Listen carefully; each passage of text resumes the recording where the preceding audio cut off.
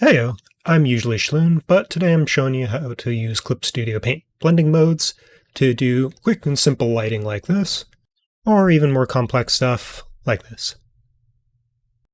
Okay, let's start with the basics. So blending modes are just a layer setting in this little drop down here in the layers window that tells how you want the layers to interact with each other. They're really useful for a lot of different things. Today we're just going to look at lighting. So for example, just going to start off, create a little ball to shade here. And then if I went to another layer, add another color, on the normal blending mode, it just puts one in front of the other. But there's lots of other options we can do in here. As you see, if you switch around them, you get all kinds of different effects. So for lighting, I'm going to delete what I've currently got on that layer. Two really good ones to start with are screen and multiply. You think of screen as being light and multiply being dark. So, easy way to get a really quick, effective lighting thing is just get a soft, round brush, and then grab the color that we're going to use for the light. So obviously we want to do light color. Let's say we're doing like an outside thing, so we're going to grab like a yellow for a sunlight, and just kind of push in the light shading on that part. Then for the flip side of that, like I said, we're going to use multiply for the second layer here for shadow.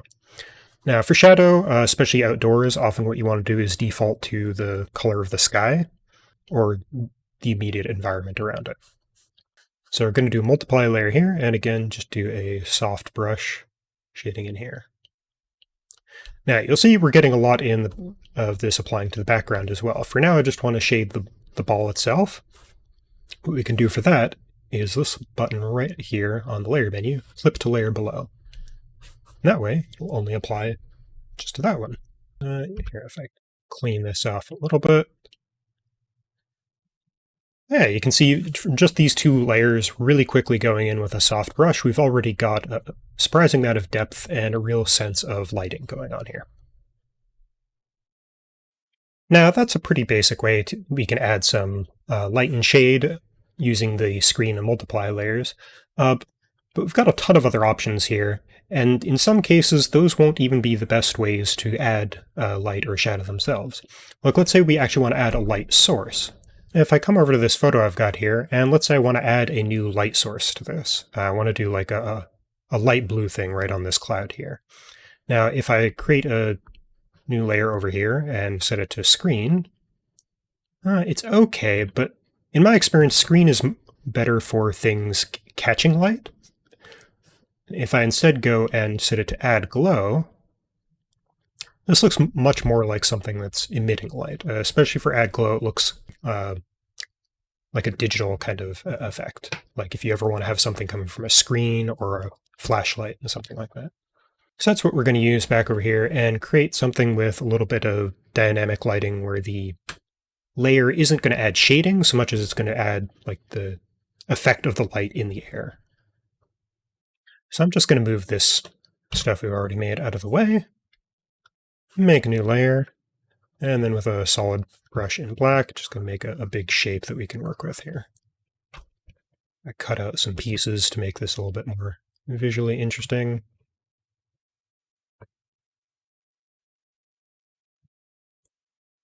Give it a bit of a almost like degrading film effect. I don't know about that. There we go.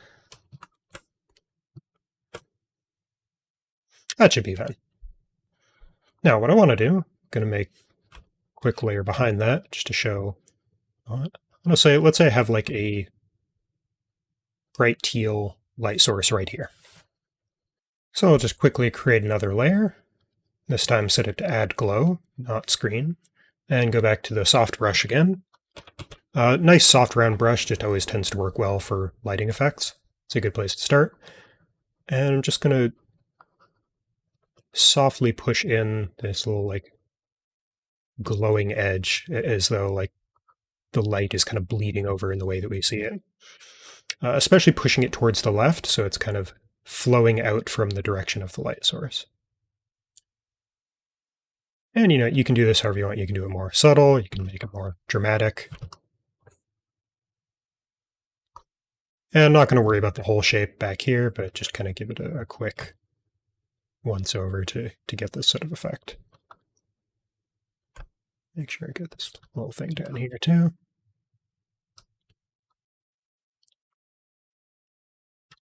And try and keep varying the direction a little bit so it's always, the light's always pushing out from the light source.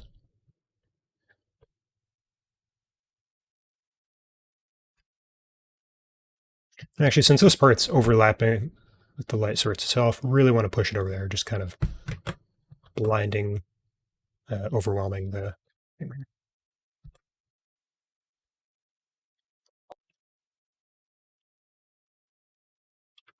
Oops.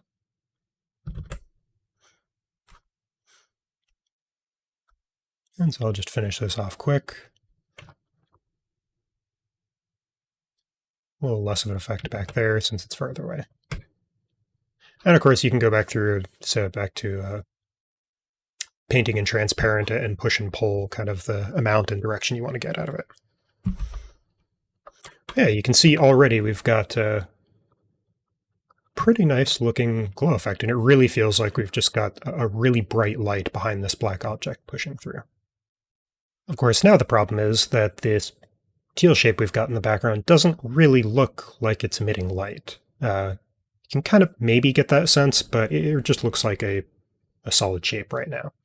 We're going to make a brand new light source back here using a soft brush again.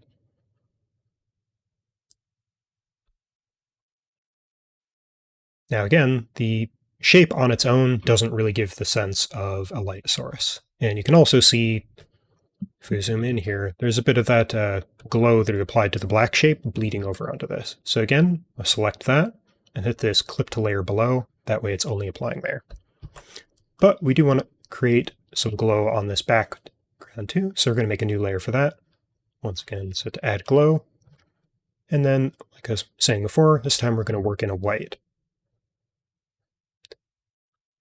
Now when you put this in here, since it doesn't have that hard edge like before that makes it seem solid, this looks much more like that could be a light source. We're actually going to cut away a little bit of that so we get more of the roundness on the front of it coming back in. A little too much. There we go. Now let's say you want to add a little bit more character to this, though. Like this glowing effect, you want to give it something a bit more unique and a little less clean, just gradient looking. So to start, let's just make it a little bit larger so we have even more to work with. Just do this real quick on the larger shapes mostly. So one thing we could do is basically put some texture into the way this glow is being applied. Now you might think, okay, well we've got the glow layer here, so let's make another layer on top, clip to below, and then I'm going to grab a pattern brush that I have over here, put it into black, and then just basically put a full layer of it over this lighting. Now you'll quickly see we do get a little bit of texture, but it's not really the effect I'm looking for. We're losing too much of the light here. It's also working kind of straightforward for now, applying this down here, but actually there's a lot of cases where doing the layers this way isn't going to work the way we want it to. What we want to do to make sure that it always works, even if we make any changes to this in the future, is that this new texture layer that we've added that's doing this to the glow is being applied down to the glow layer, not all the way down to the black shape. Now, it's not immediately evident how you do that because, I mean, this is set to clip below, but it's passing through. But it's actually pretty easy. All you need to do is create a folder here. And basically, this folder is going to be the glow layer. And basically, this folder is going to contain and order both of these effects the way we need them to be. So I'm going to put both the glow and this texture inside of there. Change the order, put that back on top. Now you'll see it's already identifying it. It automatically grayed out the clip to below layer red bar that was on the side of these. That's because it's in this folder, which itself is doing that. So everything in this folder is going to pass down. So everything in this folder is now acting as a layer clipped to the black shape. So actually what I'm going to do now is I'm going to make the folder the glow. And just set this one to normal. And now within here, instead of having this just completely blocking out the light layer,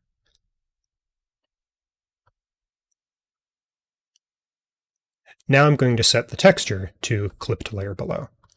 Now we don't really see any visual difference, but what it's doing now is the texture layer is now only going to apply to this underlying glow shape, and all of that, whatever comes out of this folder, is going to be a glow applied down to the black shape. And that'll make sure that no matter what kind of colors and changes we make to any of these in the future, this should continue to work. But we've still got the problem that the texture is blocking out too much of the light. So really quick adjustments we can make to that. We can just mess with the opacity, scale it up and down, kind of like this. That looks, it's got a cool, almost metallic icy shape there. But I also still want, especially over here, it feels like we're losing a little bit of the glow quality that we were getting, or it doesn't feel as bright coming off this light source. So what I'm going to do for that is you can either paint directly on the layer, or I like to create a layer mask just so I don't lose anything and I can easily go back and forth. And then again, using a soft round brush, start painting in here with transparent to basically override the texture. And just right at the edges, go back to like the full glow effect that's coming through here. You can even soften up the texture itself, but especially at the edges, we can get back some of that really bright feeling effect that we had from before.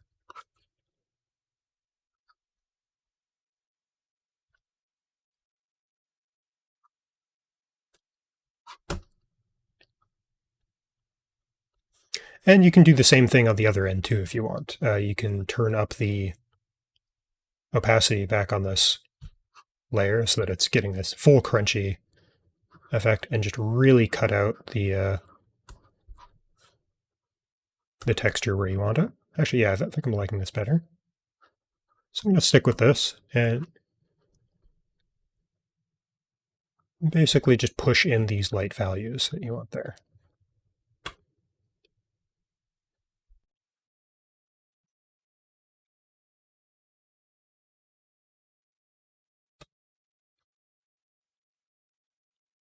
And between all the other blending modes we've got here, you can see there's well over a dozen of them that you can pick from that all have slightly different effects and things that you can play with.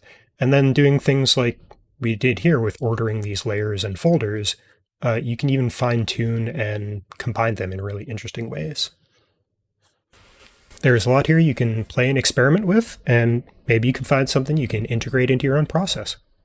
Good luck out there.